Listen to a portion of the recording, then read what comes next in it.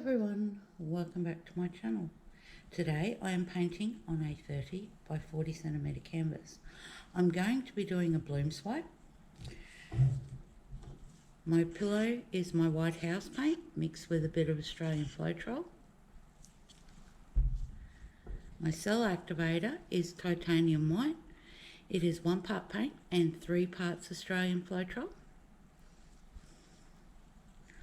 My colours today are turquoise,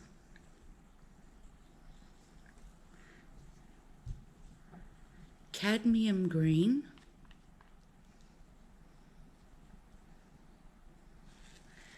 and metallic copper.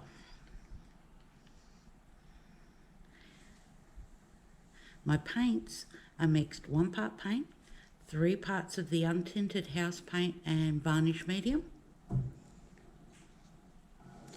I'm going to be laying the pillow and then staggering the colours and swiping through to give a different sort of effect across the canvas.